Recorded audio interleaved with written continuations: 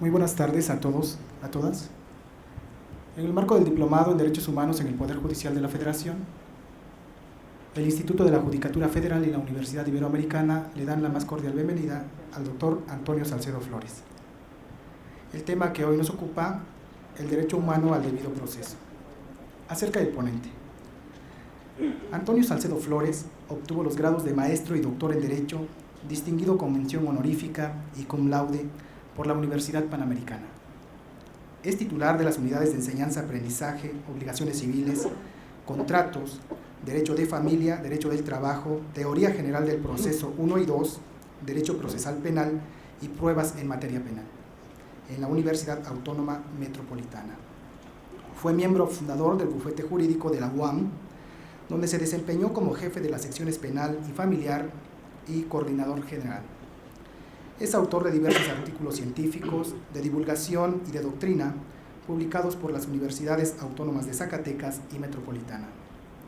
Ha sido invitado como dictaminador de obras científicas por las Universidades Autónoma Metropolitana, Panamericana e Iberoamericana. La Suprema Corte de Justicia de la Nación, por el trabajo Los jueces federales deben ser elegidos por voto popular, le hizo entrega de la presea de la 9ª época. Sin más preámbulo, cedemos el micrófono al ponente de hoy. Muchas gracias.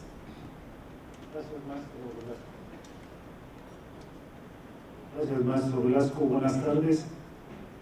Vamos a platicar el día de hoy, la tarde de hoy, sobre el tema del debido proceso.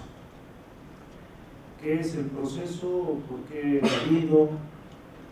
¿Qué expectativas tenemos nosotros de esa figura del proceso? ¿Cuál es su impacto en una política pública de derechos humanos?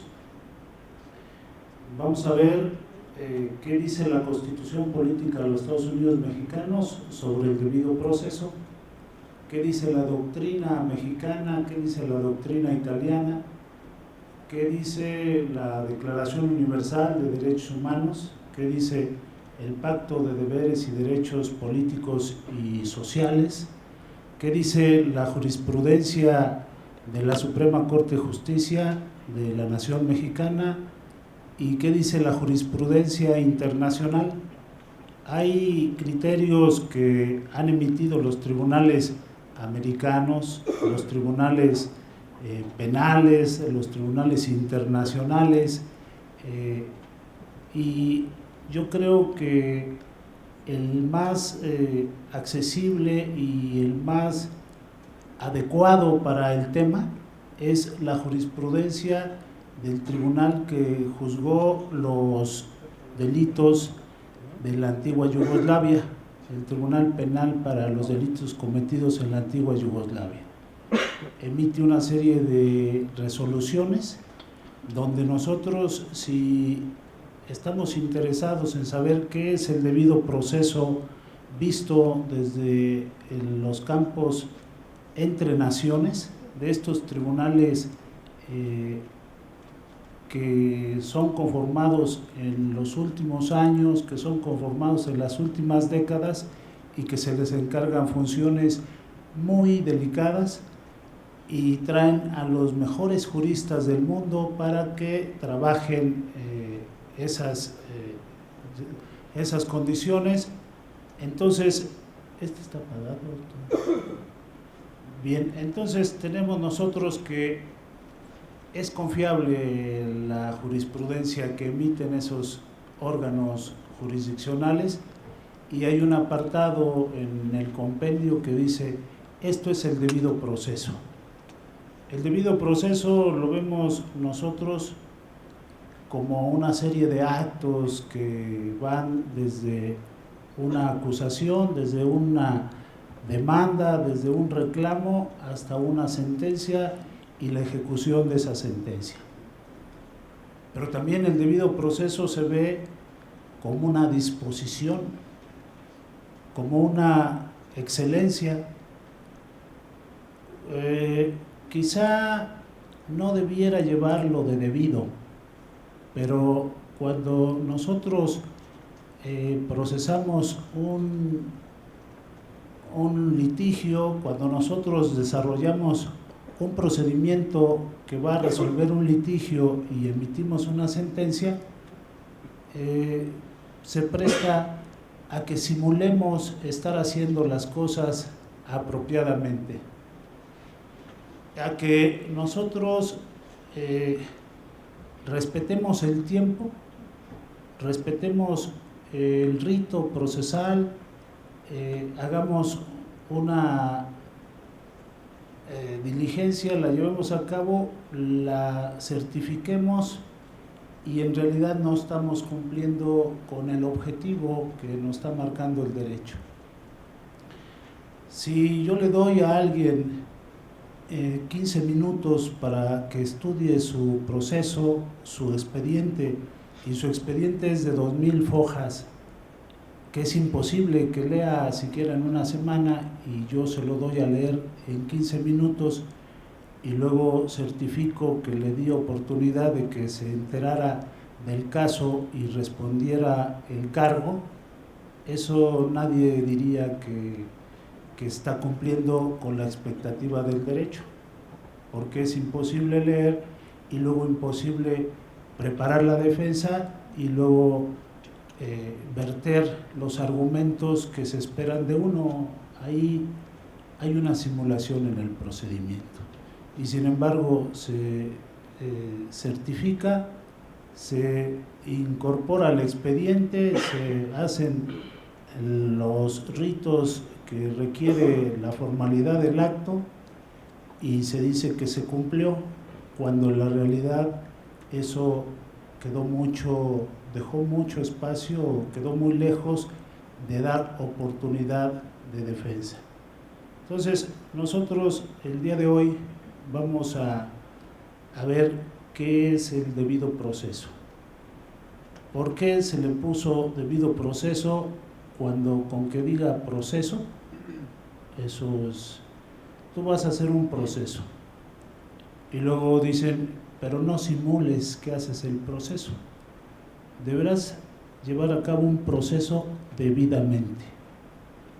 Y luego todavía le ponen otro calificativo y dicen, un proceso razonable, un proceso debidamente apropiado, idóneo. Entonces nos cansamos de darle calificativos y con esas denominaciones no vamos nosotros a alcanzar el objetivo del derecho, el objetivo del acto procesal, que es la oportunidad para que las gentes se desempeñen debidamente en un litigio y haya seguridad a la hora de privarles de sus derechos, de sus posesiones, de su familia, de su domicilio, de su libertad y en algunos regímenes jurídicos de su vida. Les vamos a privar después de haberlos juzgado, haberles dado oportunidad de que se defendieran, de que aportaran sus argumentos justificatorios de sus actos, y entonces sí, ya con plenitud tomamos la decisión y con plenitud, certeza y dignidad llevamos a cabo la ejecución del acto. Bien, entonces aquí hemos preparado un material que, para tener idea de lo que quiero yo que aprendamos en estas charlas, vamos a ir poco a poco. Primero veamos qué es el debido proceso, qué queremos nosotros comunicar cuando nos referimos al debido proceso, o qué debemos entender cuando nos hablan del debido proceso. Es el conjunto de formalidades esenciales de un procedimiento. Este criterio lo asume la Corte Penal Internacional, lo asume la Constitución Política Mexicana y lo asume la doctrina. Y los que saben de esto dicen es un eufemismo, porque ya dicen ¿qué es el debido proceso? Es el conjunto de formalidades esenciales del procedimiento. y ahora qué es el conjunto de formalidades esenciales del procedimiento. Solo la interrogante nos la cambiaron a otra figura y nosotros seguimos sin saber qué es el debido proceso y qué son las formalidades esenciales del procedimiento, y esto se presta para ventajas y desventajas. Vamos a ver que si nosotros hacemos una lista que decimos el debido proceso es una notificación, es una oportunidad de probar, es emitir una sentencia que dirima la controversia, es una oportunidad de alegar, y lo dejamos para medir y pesar y hacemos, le dotamos de características de aparente precisión, seguimos sin saber qué es el debido proceso y qué es lo que nosotros estamos buscando. No obstante, ahí está la corriente que considera lo contrario. Es indispensable poner días, poner límites y señalar de dónde a dónde llega la figura jurídica, hacer definiciones concretas, hacer una tabla que considere todos los probables fenómenos y dé respuestas a ellos.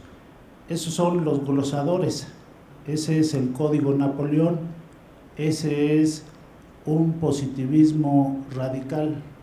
Lo que no está en la ley no existe, y la ley debe dar respuesta a todo lo que pueda presentarse, debe prever lo que es posible que ocurra y dar respuestas a ellas.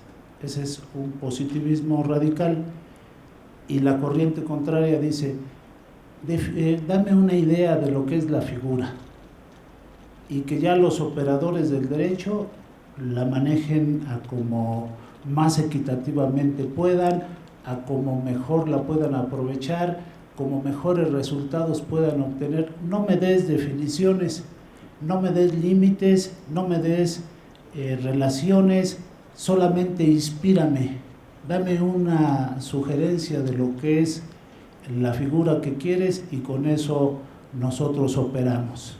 Ahí cae el buen juez, siempre encuentra el buen derecho.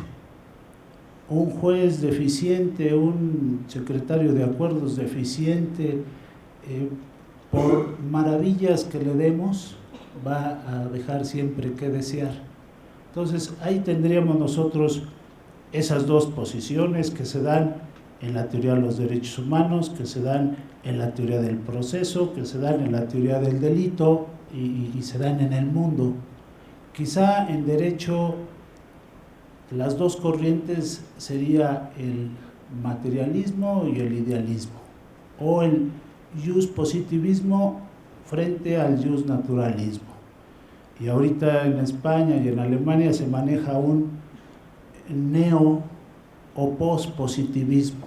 Después del positivismo, ¿qué tenemos? Y vamos a ver, porque la charla de hoy está inspirada en ese pospositivismo, en ese neopositivismo que pudiéramos caracterizar como una conjunción de las virtudes del justnaturalismo con el positivismo, sin irnos a los extremos y viendo quizá que las cosas funcionen, que las cosas sean aprovechables con una corriente funcionalista estructuralista.